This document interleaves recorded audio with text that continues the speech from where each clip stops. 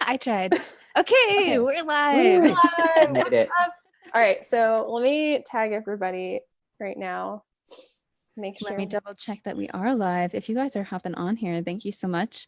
We are trying we are. something kind of new today. Yay, we are live. Andrew, Okay. we don't do many podcast episodes live. I think you're like Oh, our second one. Ooh, I feel so honored. You should I've be. never even been on a Facebook Live before, so this is, What? yeah. This is exciting. All right. I don't see us, Gabby, but I think I'm just gonna just go with it. Do you see it live, Gabby? yeah, we are live. What's up, Okay. Alyssa? What's up, Ryan? All right. Tagged everybody in the video, and we are good. So we're going to start this like a normal episode. Gabby, would you like to start? Yeah. This is unusual for us. Go ahead, Gabby. Okay. Welcome to another episode of GRADitude, everyone. And for today, we have a fellow SPT and good friend of ours. Andrew is here on the podcast. So thank you so much for coming on today. Thanks for having me, guys. Appreciate it. Yeah, we're excited.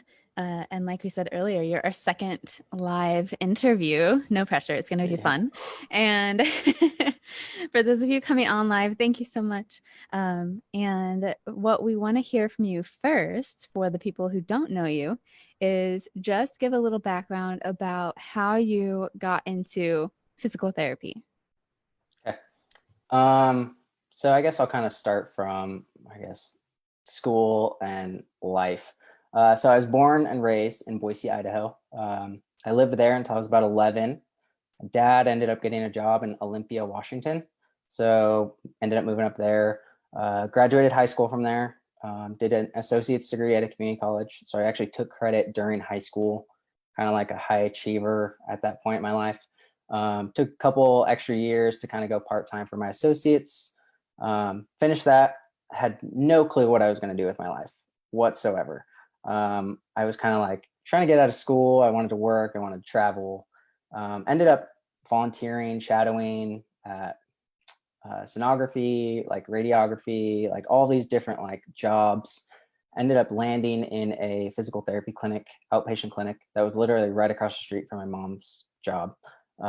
So was volunteering there, and one of the athletic trainers at the time, because they still had aides and techs, but one of the athletic trainers ended up having like a medical issue that he was out for like 6 months. So they ended up hiring me.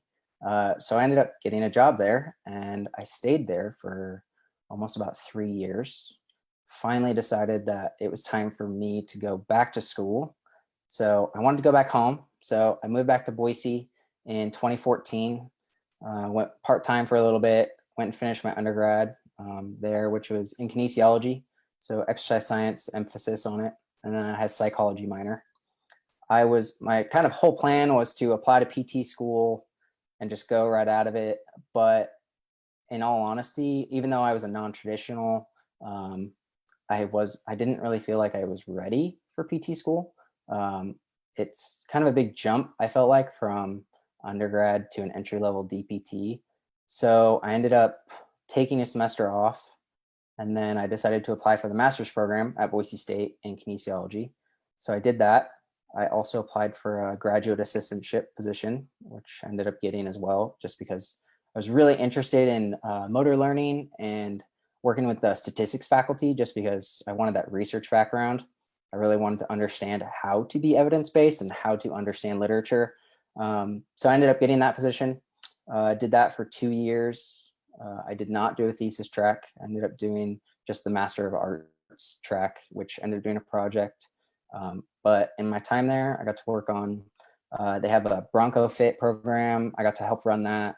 I got to go scuba diving in Mexico for one of my courses. It was hyperbaric physiology. So once we get to clinical physiology, that's kind of my jam. I like doing that stuff. I got to work on international papers and conference abstracts. So the statistics faculty at Boise State, Dr. Yang Gao, she actually is from China, and she is she's like the head of the Chinese like ACSM health and fitness, like over the entire like country. right? So she's like one of the head editors for all these research papers and everything. And so I was basically translating this, like all of these broken English abstracts into coherent like abstracts. So I was trying to like understand what they were saying and also like trying to interpret what they were saying from these papers. So yeah, just a ton of like crazy experiences that I got from that. And then just being a GA, you get to kind of see the how programs work and how you interact with faculty doing that. But my emphasis at the end of it was a behavioral emphasis. So my project was, while it was with the older adult strength training program at Boise State, a lot of my research and a lot of my like core classes were in kind of mental skills training with athletes, a lot of philosophy and how to teach and ethics on coaching, which I feel like just gives me such a leg up with PT because that's essentially all it is. You're just a coach and you're helping them through this healing process.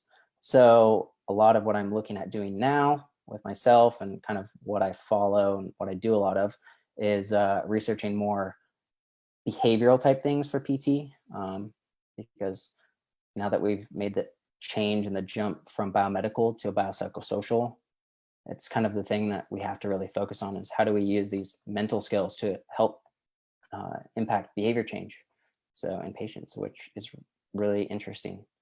So anyway, and now I went to school, applied right after during my master's. I'm in school at Arkansas State, so first year SPT, second semester. So hopefully going to clinicals this summer, maybe. We'll see. Who knows with COVID, but yeah, it's going well. Look, you've had quite a journey. And just to put a short timeline to it for the people who are like, okay, that was a lot of stuff. What was the timeline? So when did you get your associates? Yeah, so I graduated high school in 2010. Okay. So 2012, I finished my associates. I took about 2.5. I usually say about 3 just because I didn't really go to school the last part of that, but started my undergrad in 2014, finished that in 2016, finished my master's in spring of 2019. Whoa. Last year, Yeah. a year So, ago. yeah. Wow. So it's like, I always get jokes of like, oh, you've been in school for forever. Like literally, you are never going to stop going to school. And it feels like it at times, but this is kind of definitely my terminal degree. I will not get a PhD. I refuse to go do that. So I like research, but not that much. Look, Like statistics. Yeah. Yeah. Once you start getting into that and you're like writing those things, I mean, I know a lot of people do it in their DPT program, but if that's your only thing you're doing instead of like clinical stuff, it's pretty brutal. So, and I can't sit in a chair for that long. that's really what it comes down to. Yeah, seriously. So, yeah. So anyway, and now I'm here. So. And now you're almost done with your first year? Like this summer, it will be the Yeah. end of your first Yep. year. Yeah. So I started in fall. I started in August of this last year. That's so exciting. Yep. What do you Yeah. think of PT school so far? It's good. I think I come at it from a different perspective than a lot of students. Maybe other students with master's degrees or other graduate school experience understand that a little bit. I think sometimes I feel like students that come straight from undergrad would have really benefited from having an extra like year of like pre-grad school experience before the entry DPT. It is sometimes daunting, especially in, I mean, yes, it is a lot of content. And of course, everybody talks about the first semester, the first year is the hardest, right? Like if you can get through that, you can get through anything, you can do it. But I think there's a lot of skills that go kind of abused in that time. So it's like, if you have a little bit of a pre-grad school to that, you can kind of build those skills before you just get slammed with that stuff. But it is what it is. And this is the system we have. Yeah, that's so true though, just because the first semester is so brutal and that transition, whether you came from undergrad or you took a gap year for or if you were, going from your master's to this, like it's a lot. And yeah, having something even just like small in between to give that preparation, I think maybe something that our profession does in the future. But yeah, that's great. And can't believe you're almost done with your first year. No, I'm excited. Just want to get So, out of the clinic. oh yeah, definitely. I know, like the clinic is the best. But going into your first year, like what have you been doing now, especially with men's health? If people follow you on Instagram, they see that you're really interested in men's health and, you know, pelvic health as well. So if you want to talk more about that for everyone. Yeah. So I'm certified as a strength and conditioning coach through NSCA. Also as an exercise physiologist, not a clinical, just a certified through ACSM. And then I'm also part of the exercises medicine. So I'm a level 2 credential for that. So I guess through my education, right, I've been really sport oriented. I guess more strength and conditioning bound, more like health and wellness. Um, but I think through like NSCA, there's a lot of stuff that goes unsaid about that. And in my experience, I think there's not a lot that we know, even like in PT, about men's pelvic health, but let alone within the sports and strength and conditioning world. So it's kind of one of those unsaid things that, I mean, I'm a man and I have friends that have had issues now that I'm in PT school, and I look back on these and I have friends that have said things. Now, when I think about it, I'm like, whoa, like they actually had this potential issue. And it could be from any amount of like strength training they've been doing. It could have been athletics as a kid. It could be some sort of lumbopelvic issue. But what kind of really started it was actually, I have multiple friends that were in the military. Some of my best friends when I first moved to Washington, my wrestling partner from high school, he's currently special forces, he's a ranger. One of my friends from Boise State, one of my best friends, he was a wrestler there as well. I wrestled in high school, so that's kind of how I know all these people. So one of the wrestlers at Boise State, he's in the Air Force, he's TAC P, so he goes and jumps out of planes and he helps rangers call in bombs and like does all these crazy things. And all of these people are the fittest of the fit. They are the top athletes, quote unquote, that you would say. They call them tactical athletes in the strength and conditioning world because they have to be in such good shape to do what they do, right? And I think that's where a lot of like my master's degree, kind of like why I wanted to go more behavioral and why sport emphasis came from. So kind of going that way is like, how do you get these guys to cope with these certain things that they're doing? I mean, they're getting shot at, they're seeing friends die, they're, you know, they have all these things and then they come back. And of course, everybody knows of the suicide rate for veterans. So it's kind of this like compounding thing of like, okay, so we have all of these issues with athletes. We have unknown issues because they don't want to talk about them. As men in the military, if they do that and they talk about it, they're done, basically. They pull them out, they don't get to do their job anymore, they reassign them or they discharge them. So to me, I was kind of like, well, if mental health is an issue, if pelvic health is an issue, if being fit for service is an issue, like, isn't that something that like everything I've been doing so far has been like leading up to like being in that niche, which is really cool. So, and it's honestly really fulfilling because I have friends that even though I'm not a practicing PT, with my credentials now, I'm able to like assess certain things and say, this may be the issue. You need to get this checked out by somebody else. So that's kind of what I'm doing right now, in terms of stoic physical therapy or physiotherapy, I guess, whatever you want to call it. Basically, that's kind of the idea that I'm looking at. While it may attract more male population, I think there's a lot of females that can benefit from the same ideas and ideals. The stoic, I guess, why the name? Because stoicism has different virtues to it. I don't know if you guys have really like dove into that at all. But they have 4 like main like cardinal things that they believe in that they try and like hold to. So it's prudence, justice, fortitude, and temperance. So prudence is kind of like wisdom. It's being good is honorable, and then like perfection of reason. So basically, like, right, be as smart as an intelligent and like think through things as best as you can.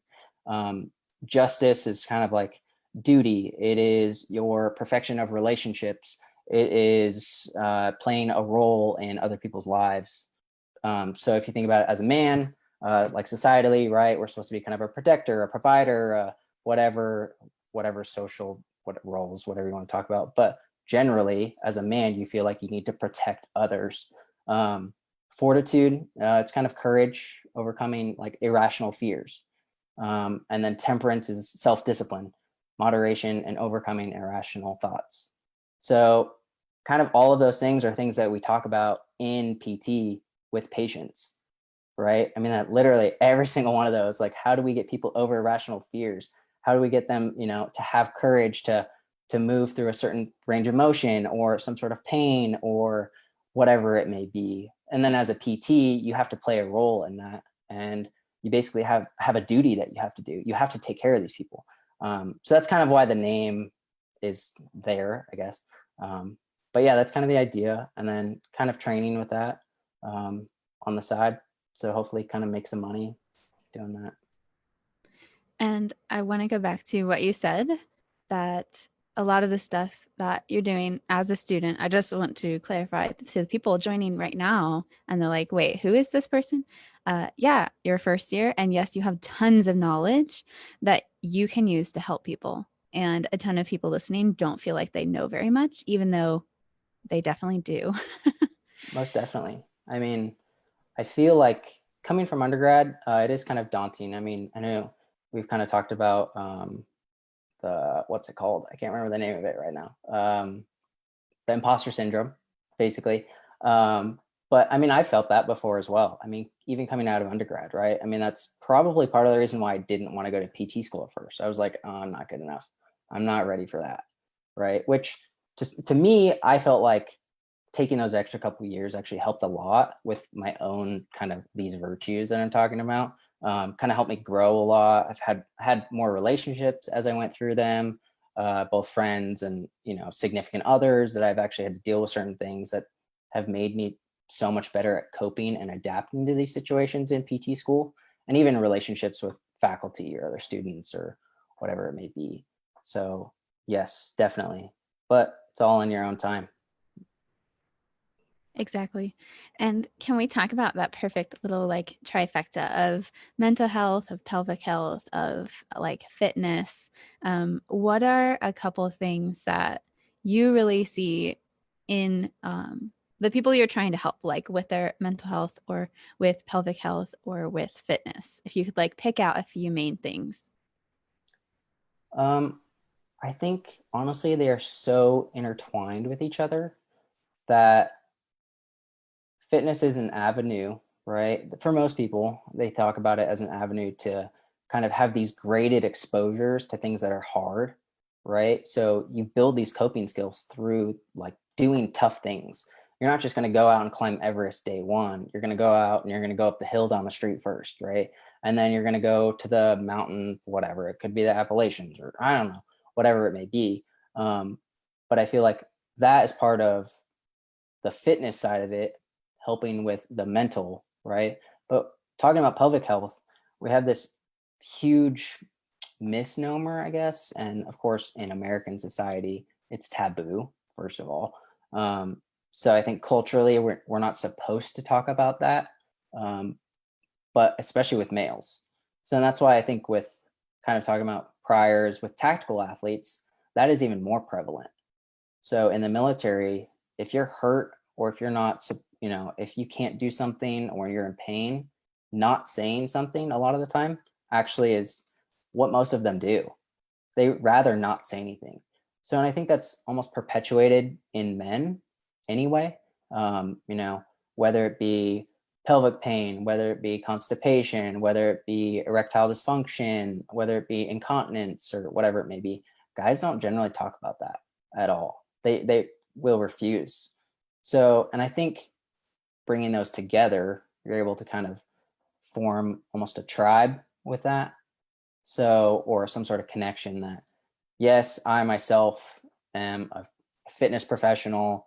Yes, I'm interested in tactical athletes. Yes, I can relate to you with, I love to go shoot guns. I love knives. I love, whatever, going out and driving a truck. Like, what, it could be the whole cliche thing. It could be I have tattoos, right? Like, I'm totally tatted up. I have tons of money invested in this. So it's easy to relate to that. But I feel like that's kind of where I also relate with them, is that that's easy for me to help in that scenario. So And you bring up a really good point too, especially with like, that topic of like taboo with men's pelvic health, because I don't even know, in the recent years, women's health has really been upcoming and more people have been talking about it.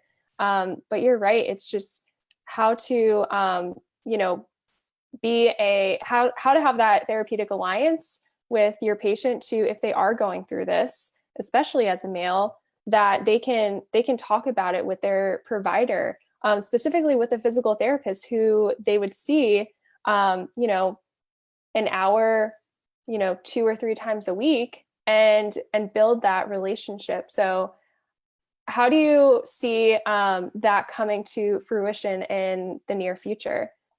Just like talking about it more. I think that's the biggest thing right now, right? I mean, we talk about that in PT as a whole. How do we get paid more? How do we do how do we do all these things? How do we get patients to come see us directly for direct access prior to physicians? How do we get all these things? And I think just advocating for it in general, and then living the life, right? I mean, you have to be and connect with these people. So there's no other way to do it. I think that's the easiest way. Of course, you can market things for forever and maybe people will go in, but if you're not connecting with people, then you're never going to get them to come see you. So, Exactly. yeah. And I think that's a big thing with men, is that there's almost not a tribe or like someone to look to for that. So, which is, I would say, almost even scarier. I can imagine, like me, I'm educated in the field and I understand that, but if you don't have another male who you can, be able to look at them and say, oh, he's kind of like me, and relate to them on any sort of level whatsoever, like, why would they go to you? So why would they feel comfortable? And going to a female is almost more uncomfortable, because men are, you have a cultural kind of, I guess, thing that you're supposed to portray, right? You're supposed to be manly and you're supposed to whatever, be able to have sex with all these women and do all these things. And, and if you can't do that, going and seeing a female physical therapist can only be more detrimental sometimes. So versus connecting with a male that can say, hey man, it's cool. We'll get you all figured out. Don't worry about it. Whatever you want to get back to doing, we're going to get you there. So. And I love that. And I think it's easy for people to kind of push that aside because guys aren't going to bring up their problems, especially like that. And then in PT, at least, it's not very common yet. Nobody's doing a whole lot about it. And for the people or students who do want to kind of get into that world, can you tell them a little bit about kind of the pelvic health world in PT and how they can kind of get involved with it? Yeah, so currently there's a few accrediting bodies that have really have certifications and courses. Kind of how I really got started into pelvic PT was actually the first semester. One of my faculty members, she's super into it. And of course, I've always been into sports, but it was something that I'd never thought about. But she's kind of have these little nuggets that she puts in our anatomy class, and we had this whole section on the pelvis and all this stuff. And when I went to CSM, I saw a couple of the presentations, and especially there was a male pelvic health one the first day with Gerard Green and Joe Milios is her name. I think she's super big in Australia. Look her up. She has phenomenal research that she's doing. She's doing tons of crazy stuff in men's health, one of the top researchers. So I went to that and I was like, whoa, we don't know anything. And if that's not if you don't go to that, and as for someone that wants to be a sport and orthopedic PT, which I think a lot of people do, if you don't know anything about pelvic health and how it affects your entire body, whether that be, if you're looking at physiology wise for pressure within the diaphragm to the basically digestive system to, going to the bathroom, whatever. If you're looking at if you have diabetes or COPD and how much the pelvic floor actually affects everything you do, especially as an athlete, or if you're an orthopedic PT, then like you're missing out. Like that's a large section of the body that you don't understand, that, you could be looking at one thing and it's really something that's in the pelvic floor that you don't even know about. So to me, it was kind of eye-opening. But they have a couple of accrediting bodies. They have the APTA section on pelvic health, which is cool. They kind of changed it from women's health to pelvic health to kind of incorporate more males. Herman and Wallace has one. If you want to get certified, that's kind of who my faculty member has kind of pushed us towards. But as a male, there's like different levels of the courses.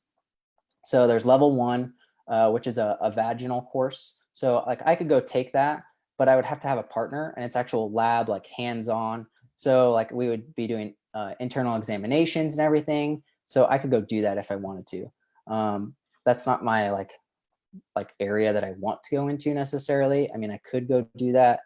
I wouldn't have an issue with it. It wouldn't bother me. I think more females have an issue with a male being in there than I would have being there. But you can go to just the male pelvic health courses too.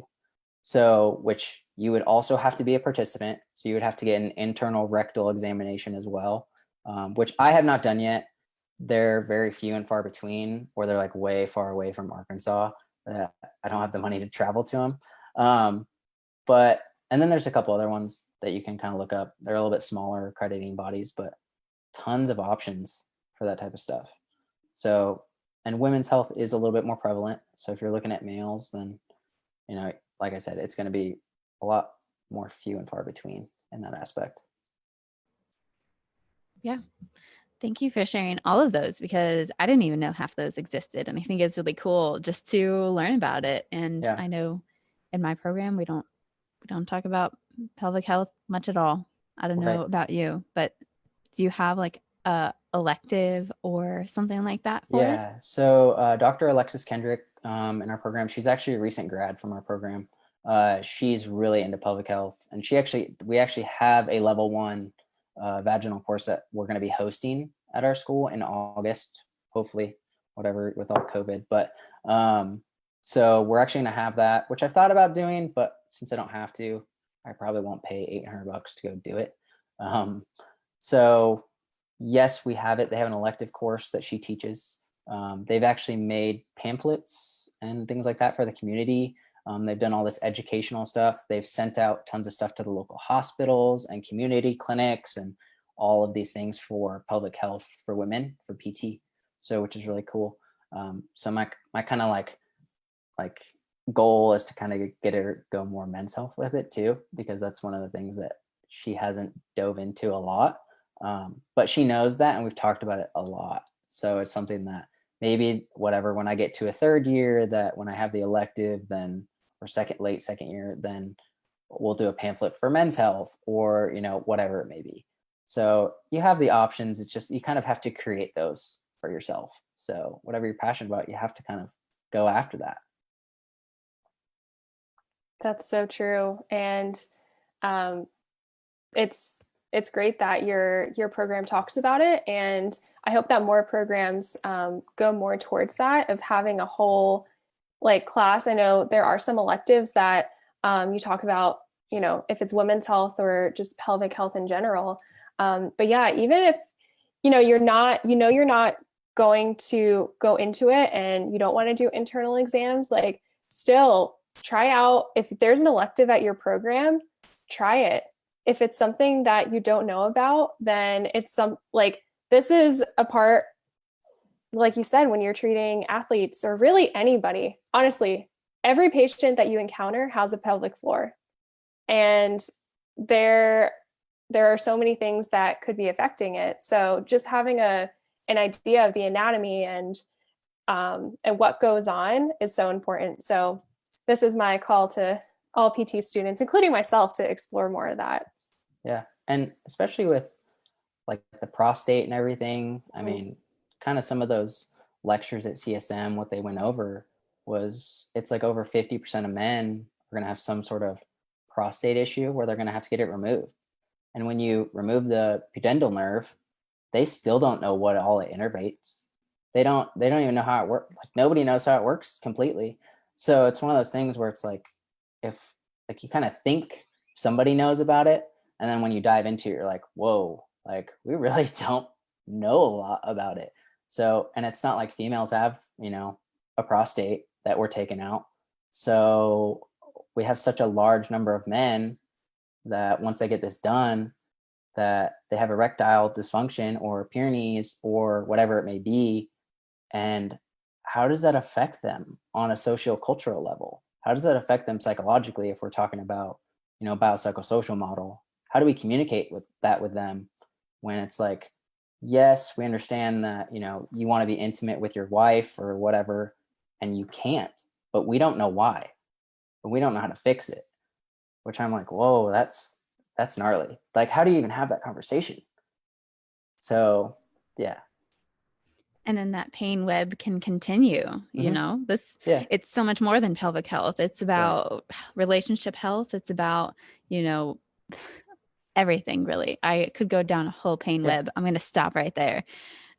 And I think of it similarly to, the non-specific low back pain, which is like the hot topic right now of like, how do we treat this? How do you communicate with this person? How do you tell them that everybody has degenerative disc disease, like whatever. It's one of those things that, low back pain, there's a lot of, we don't know still. We just don't. So crazy.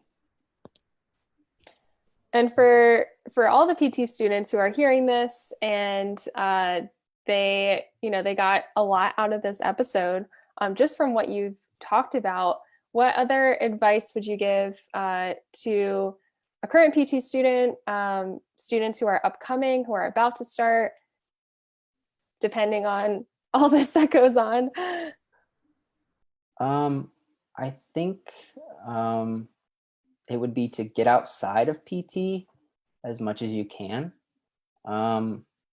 I know I have a lot of people that even through GRADitude or, Andrew Tran and physio memes and all these people that I've kind of met and connected with talked about going into strength and conditioning or whatever it may be, or kind of stoicism, or a lot of my classmates. And I always give them different books to read that I'm like, go read this. Like, if you want to understand why the way I am, like, and why I do what I do, or why I think the way I think, there's a ton of stuff just reading outside of school. It doesn't have to be academic whatsoever. But if you're not kind of leveling up your own, personal, whatever you want to talk, beliefs or morals or values or whatever you think about, read, get outside of PT. It's more, sometimes I almost think it's more important. So, because PT is just a career a lot of the time, I need to remember that there's a lot of your life you'll spend outside of PT. That's great advice. And I want to go down a rabbit hole that you started to talk about other things that you are doing outside of PT school. So connecting with different people and kind of how did you connect to the different people, and talk about kind of what you've learned from other things you're doing.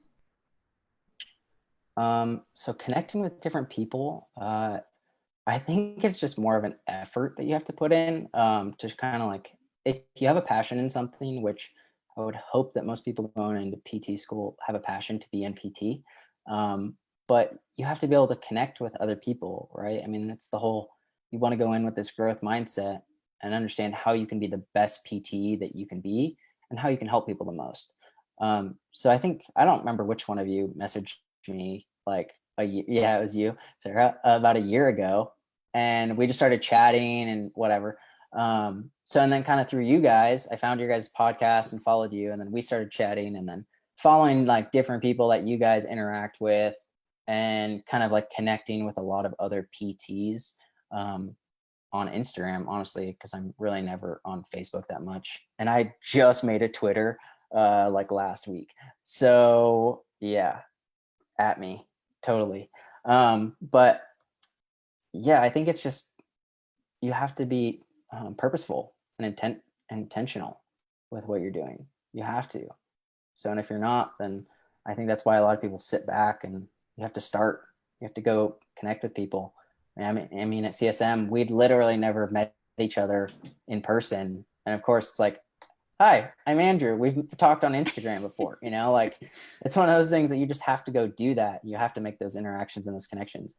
And same with like Andrew Tran and Physio Memes and being an ambassador. And you have to continually put yourself out there and connect with people, even if it's uncomfortable. It's one of those things that those irrational fears that I'm talking about, prudence is like, you have to kind of work through those irrational fears of communicating and networking. And that only makes you better. So I love that you're repping some cool merch. And Yes. Hashtag physical therapist. Shout Shout out Andrew Tran. Love Physio it. Memes. Use the code RX or GRADitude 20 or whatever you guys code is. Look, it doesn't matter. It's all great merch. It's all spreading the message of physical therapy and what we do and all of that. Yeah. We already asked advice. I just was like mind blown for a second when you said I messaged you a year ago, and I don't remember if it was a year because I don't think it was that long ago. It doesn't feel like that long ago. But I think it was almost a year ago. Isn't that crazy? Like, that's just crazy to me, because it feels like CSM was just yesterday, but at the same time, it feels like it was a long time ago. Yeah, with everything happening, I'm so glad that happened before this whole thing too. Man. Yeah. I know. I'm so glad you guys got to meet, and 2021 will be the year, the centennial. Yeah, another SPT workout. Look, it's happening. SPT Gabby net will be workout. there, maybe. I'll be there. I will be there. I am committing now. Not just virtually. Not just virtually. No. But seriously, like all the connections and just thinking, oh wow, we started having this conversation a year ago. It's amazing. And being able to meet in person, like, guys, if you, especially now, like, just reach out to people. There's so much out there and so many connections. You don't realize you are one or two connections away from like your mentor, someone who's inspires you. Like it's crazy. So that's our call to action for today. Yeah, there's a ton of people from Physio Memes and different stuff and different ambassadors and people that have reached out to me about, strength and conditioning coach certification. And of course, I kind of pass them to Matt a little bit and say, hey, go to Matt's Facebook group. I mean, like, I can help you, but this is what he does, So, and even like, okay, I can push someone to Matt and say, this is his specialty. I mean, if you want to talk to me about ideals and mindset and what I do as a strength and conditioning coach and how I go about things, may not be necessarily what you need to pass an exam, but it's also a perspective that you probably won't get when you're in Matt's group. So what I do personally and how I go about things within the field is different than what NSCA sometimes asks you on an exam. So, and I feel like that's one thing is just networking, reaching out to people, connecting like that is you only get more knowledge, more perspectives, more mindsets that you get to look at. So. And that's the point, right? You have like your bubble and then you connect to all these other bubbles, and then somebody tries to come in and talk to you and you're like, I don't know exactly, but go to this person. Yeah. And you have a person for literally everything. 100%. Definitely. And that's kind of the point of this podcast too, because we had nothing. We had nobody. Yeah. And as soon as you start a podcast, then people want to come on and talk about themselves. And now you have connections to refer students to, and students have an easy resource that they can have kind of this follow train of, okay, so I need to go to Matt's group for strength and conditioning. Okay, so I need to go talk to Andrew about like mental health and men's health and what he does for strength and conditioning, etc., etc. Yeah, definitely. And like I said, I'm always free. I mean, I'm not always on Instagram, but it goes right to my phone. So, I'm always willing to help people. Had 2 people call me and talk to me about our program. They found me on Instagram and asking me questions about our program. And one of them, I know she accepted the offer to our program, and then the other one, I'm not sure if he did or not. But yeah, I mean, everybody, I feel like in our group of people, is so willing to help each other, no matter who it is, no matter who you are. So, I mean, just reach out, connect. So it's the easiest thing, best thing you can do. So Don't be a stranger, guys. Mhm. Reach out. Talk to people. You're not alone. Here's Yep. the person. Go message him. I know, here's a Definitely. person. But thank you so much, Andrew, for coming on today. We of course. really enjoyed the conversation. And Where can they find you? Yeah, where can they find you? I was Where like, can I they know at this. you? can they at Mostly I'm on Instagram. That's kind of my main like place that I'm at. I'm like never on Facebook except for if it's in these groups or whatever. If I'm on physio memes or something like that. So it's stoicphysiotherapy.spt. So STOIC physiotherapy, which is PHI whatever it is, PHYSIO therapy.spt. So yeah, that's usually how you can find me. You can probably Stoic Physio on Twitter, one word. So I probably won't respond on there. I'm not gonna lie. I just made it like a week ago. So don't judge me for that. I got so much flack from my entire cohort about not having a Twitter and being 28 years old. I was like, yeah. Like, okay, yep. Oh man. Oh, and thank Love you, Boyd, for he put your in the comments. So Oh, anybody Yes, who's cool. thanks, on Will. this Thanks, Will. I don't know how to can spell. copy paste Yeah. that. Yeah, there you go. Yeah, and if you're going to do something, you should probably check out Will's profile as well, because the Digital Income School, he's doing that. I just signed up. So yeah, go do that.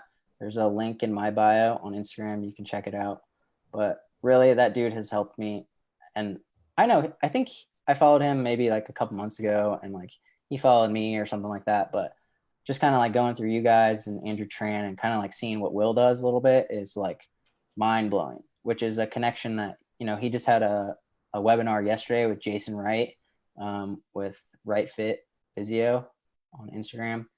And since I'm looking at doing online training and building that out, Jason was like phenomenal. Like it was so much help. It was crazy. I was like, I haven't learned so many things on like how to direct my business in such a concise way. I was like, this is exactly what I needed. So that was a lot of help. And it was free. That was the crazy part, that I was like, this dude just gave me this webinar for free. And then he had another one last night. So I was like, what else can he bring to me? If I actually pay him for something. So I'm stoked on that. You'll have to keep us updated, but we know it's amazing. And Will Yes. said, thank you, Andrew. Pumped to spend more time with you, brother. Yeah, definitely. Thanks, man. That was a lot. Thanks, guys, for listening. Yeah. Thank you for hopping on here. Yes, Definitely. thanks for Thank you guys for coming having me on. Yes, and well, I was going to say, for those of you who are live tonight, there is a virtual happy hour happening at 9 p.m. EST, and it's going to be hosted by Sarah and I and Andrew from Physio Memes. So if you're on live right now, it is tonight. Today is Friday, the 10th of April, and we will see you guys there. Who even knows what day it is? I know. See you guys in a few hours. See ya. Bye. Bye. Later. Bye.